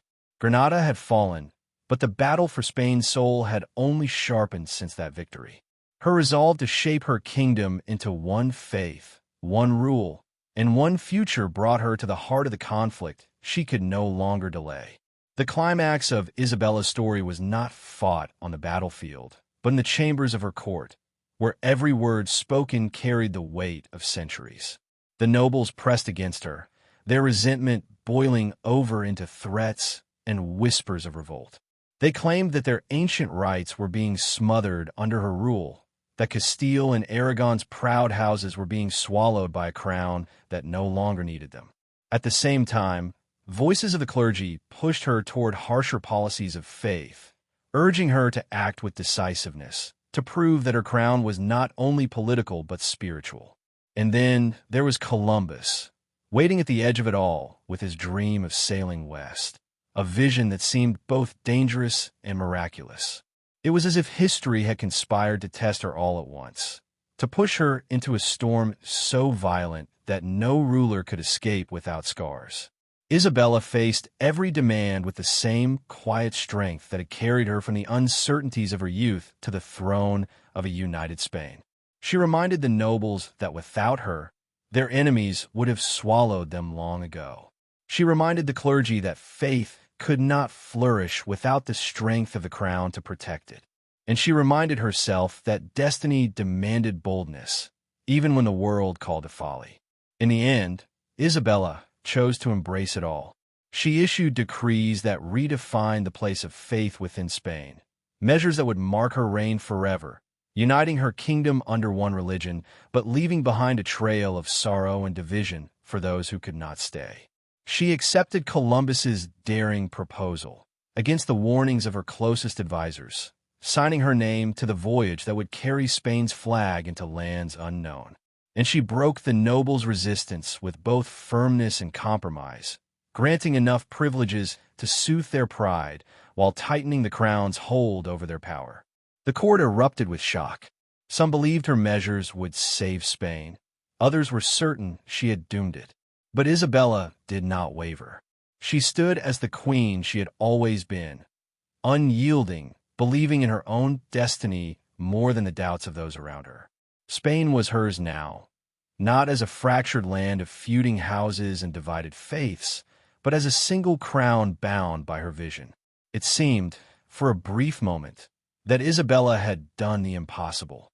She had risen from the uncertainty of a contested succession, endured betrayal and war, defeated Granada, silenced her enemies, and planted the seeds of a future that would carry Spain across oceans. The unity she dreamed of had taken shape before her eyes. She had given her people a kingdom strong enough to rival any in Europe. But history has a way of pulling surprises even in victory. Just as Isabella's triumph seemed complete, a final twist emerged, one she could not control. Columbus returned from his voyage not with riches of the East, but with stories of new worlds entirely unknown. Instead of silk and spices, he spoke of lands filled with untold potential and mystery. His discovery would reshape not only Spain but the entire world, opening doors Isabella herself had never imagined. What began as a gamble turned into the greatest turning point of her reign. Spain, once fractured and weak, now stood at the edge of becoming an empire that would stretch beyond imagination. Yet even this triumph carried its shadow. For while Isabella had unified her kingdom and set it on the path to greatness, the choices she made, the insistence on one faith, the suppression of diversity, the risks of exploration, would echo through generations with consequences she could not have foreseen. The climax of Isabella's story was not a single victory or decree, but the moment when she bent history itself to her will, shaping Spain into a kingdom unlike any other. And yet, as she stood at the height of her power, even she could not know that the unity she fought so hard to secure would also plant the seeds of future turmoil. The queen who had built Spain's golden age had also bound her people to a destiny filled with both glory and unrest. In that silence after her great decisions were made, as the banners of Castile and Aragon flew together above the Alhambra and across Spain's cities, one question still lingered. Had Isabella truly secured Spain forever, or had she only set the stage for an even greater storm waiting just beyond the horizon? The palace was still when Isabella finally allowed herself a moment to sit alone. The decisions that had defined her reign had been made, but the weight of them pressed down more heavily than ever before. She was not just a queen anymore. She was the architect of a new Spain, a Spain that looked forward to unimaginable horizons while carrying within it the scars of her relentless pursuit of unity. Yet even in her solitude, she knew that the story was far from over. The nobility, though subdued, had not forgotten the sting of her authority. They bowed their heads in public, pledged their loyalty, and raised their glasses in her honor, but behind their polished manners was a lingering resentment. Isabella could sense it, though they hid it well. The court was never free from intrigue, and each smile could conceal a dagger. She had learned that lesson early in her rule, and she would never forget it. Her triumph over them was real, but fragile. She had bound them to her throne through necessity, not through love. Their ambition was not extinguished, only waiting. Then there was the church. Her partnership with the clergy had been a double-edged sword. By aligning herself with their vision, she had secured a powerful ally, one that could legitimize her rule in the eyes of the people. But she had also unleashed forces that were not easily controlled. Religious uniformity was no longer a goal. It was now a policy. And policies, once set in motion, could grow beyond the hands that shaped them. Isabella had always believed her mission was divine, but even she could feel the tremors of unease in the hearts of those who feared what had been lost in the name of unity. Spain's spiritual soul had been bound to the crown, but binding is not the same as healing. The return of Columbus, however, was the most unexpected twist of all. Isabella had expected silk, spices, and trade routes to the east. Instead, she was presented with something far stranger, a new world. The thought unsettled her in ways she could not quite name. These lands across the ocean were untouched by European rule, filled with unknown people and unknown possibilities. The queen had taken a gamble, and instead of winning a prize she recognized, she had stumbled upon a discovery so vast it was almost incomprehensible. It was as if she had opened a door without knowing what lay behind it, and now she stood staring into a future no one could predict. To her advisors, this was cause for celebration. The nobles who had resisted her now whispered of conquest and wealth. The merchants dreamed of trade richer than any they had ever known. Even the clergy saw it as a chance to spread their faith across oceans. But Isabella, though she shared their excitement, also sensed the dangers. Great discoveries were also great temptations. Power, once tasted, could never be satisfied. Spain had been unified under her hand. But what would happen when her successors inherited not only a kingdom, but the promise of an empire? Would they preserve her vision, or would ambition twist it into something unrecognizable? Her own children, too, weighed heavily on her mind. Isabella was not just a queen, she was a mother. The fate of her dynasty rested with her heirs, and though she had secured her throne, she knew dynasties could crumble faster than kingdoms could be built. She wanted them to inherit a Spain that was strong and unshakable, but she also knew that inheritance was a dangerous gift. It was not enough to hand down power. Her children would need the same strength of will, the same resolve to hold it together. And deep down, she feared they might not have it. The years of struggle had changed her. The girl who once fought for her crown, with trembling uncertainty, was gone. In her place stood a queen who had faced betrayal, rebellion, and endless doubt, and conquered them all. Yet there was a price. Power had hardened her. The same iron resolve that had made her victorious also kept her distant. She was admired, revered, even feared, but rarely loved in the way she longed for. To her people, she was Isabella the Catholic, the queen chosen by God. But to herself, she was a woman who had spent her life balancing the crown on her head, knowing that if she faltered even once, everything she had built would fall. And still, the question lingered. Had she truly created a lasting unity, or had she merely held chaos at bay long enough to pass it to the next generation? The banners of Castile and Aragon flew together now, but unity forged through force often carries cracks within it. Faith had been declared one, but behind closed doors, people still prayed in secret. Nobles bowed, but their ambitions smoldered. Even Columbus's discovery, hailed as triumph, carried within it the seeds of challenges Spain could not yet imagine. For Isabella, the climax of her life story was not the moment of triumph, but the moment of realization. She had done what no queen before her had dared. She had taken a fractured land and turned it into a kingdom strong enough to stand against the greatest powers of Europe.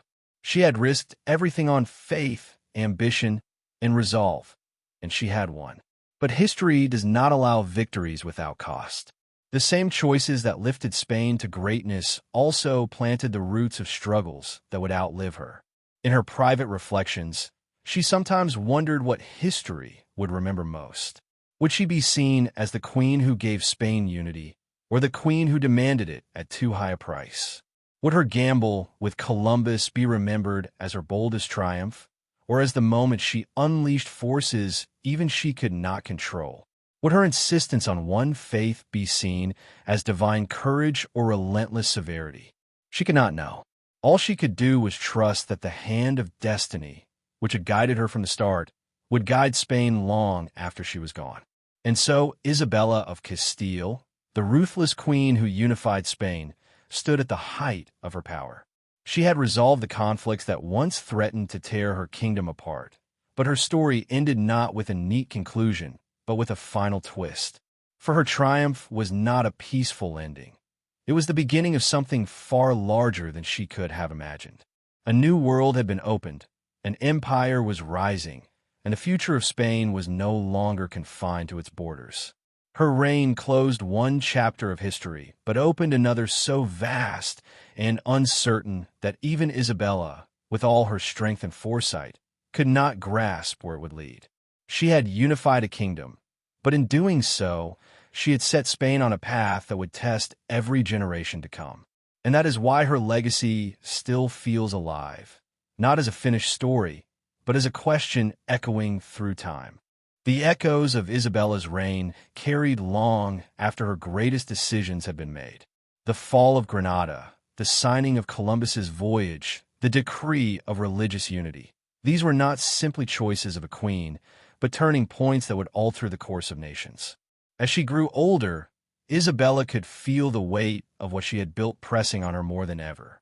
She had given Spain its crown of unity, but she knew well that crowns were heavy things, and their brilliance always hid the cost beneath. In her final years, Isabella spent more time in reflection. She was not a queen who doubted her path. She never truly had, but she was one who understood that power was a gift bound with consequences. She looked upon her children, her heirs to this unified Spain, and saw both promise and fragility. She had fought every day to secure a dynasty that could hold together what she had created. Yet she also knew that her children would inherit a Spain not at peace, but at the beginning of an even greater struggle. She wondered if they would be strong enough to hold it. Her partnership with Ferdinand had been both a triumph and a burden. Together, they had been called the Catholic Monarchs, two crowns bound in one marriage, a symbol of Spain's unity. But Isabella had always known that hers was the greater will, the firmer hand, the steadier vision. Ferdinand had given her strength in war, strategy in politics, and the weight of Aragon's crown, but Isabella's belief in destiny had carried them through the darkest hours. Now, as she looked back, she realized that even her partnership was a reflection of her larger mission, to take many and bind them into one. Yet she also understood that unity was never absolute, and even within her own marriage, there had always been differences. It was a mirror of Spain itself, bound together, yet filled with hidden tensions. The legacy of her policies on faith was perhaps the most haunting. To Isabella, the choice had always been clear: one kingdom, one crown, one religion. To her, it was the only way to ensure stability, to create a Spain that could endure the storms of history. And in truth, it worked for a time. The crown grew stronger. The church embraced her as its champion, and her subjects saw in her a ruler who stood firm. Yet Isabella could not ignore the faces of those who had been forced to leave, the families who had packed their lives into carts and sailed away from the only home they had ever known. She could not ignore the whispers of prayers said in secret, the quiet defiance of those who did not belong to the vision she had demanded. Even in her triumph, there was sorrow, and she carried it with her to the end. The voyage of Columbus was the other great mark upon her reign, and though Isabella did not live to see the full scope of what it unleashed, she sensed enough to know it was extraordinary. When he returned with tales of new lands, of people and places beyond imagination, Isabella had realized she had changed not just Spain but the entire world. What had begun as a gamble to secure trade had turned into something no monarch could have foreseen. Spain would soon stretch its reach beyond Europe, beyond the seas, into realms that seemed endless. Her choice had set into motion an empire that would redefine the map itself. For Isabella, it was the ultimate proof of her belief that destiny favored the bold. Yet even she wondered whether Spain could bear the weight of such greatness without fracturing under its own ambition. Her final reflections were not only about power, but about what it meant to live as a woman who had carried it. Isabella had not been expected to be the kind of queen she became. She had been underestimated, doubted, and opposed from the very beginning. But she had proven herself again and again, not by bending to others, but by standing firm in her vision. She had ruled with resolve. She had fought with determination. And she had believed with a faith so unshakable that it had carried her kingdom into history. In many ways, her greatest victory was not Granada, not Columbus, not even the unity of Spain. It was the fact that she had carved out a place in history where no one could deny her strength. She had shown the world that a woman could rule not as a figurehead, but as a force. When Isabella's reign came to its close, Spain was forever changed. The divided kingdoms of Castile and Aragon were bound together. The last Muslim stronghold in Iberia had fallen. The foundation for a global empire had been laid. Her people called her Isabella la Católica, and to this day her title reflects not only her devotion to her faith, but also the fierce determination with which she led her land. She left behind a Spain that was stronger than it had ever been, but also more complex, filled with both triumphs and contradictions that would echo for centuries. The story of Isabella of Castile is one of vision, power, and destiny. She was ruthless when she believed it necessary, compassionate when she allowed herself to be, and unshakable in the belief that her reign had been chosen for a higher purpose. She unified Spain not simply through conquest, but through the force of her will, through choices that demanded sacrifice, and through the unwavering certainty that her crown was more than gold. It was the vessel of a destiny that had to be fulfilled. And yet, her story reminds us that no triumph is pure, and no unity comes without cost. The Spain she left behind was a nation poised for greatness, but carrying wounds that would shape its future. Her choices gave her people strength, but they also planted divisions that would resurface in new forms. She secured her throne, but she also left questions unanswered, questions about power, faith, and destiny that would outlive her. Isabella's life was not a tale of peace, but of relentless motion, of constant battles fought not just against enemies, but against the very nature of history itself. She demanded control where others saw chaos. She built unity where others saw only fracture.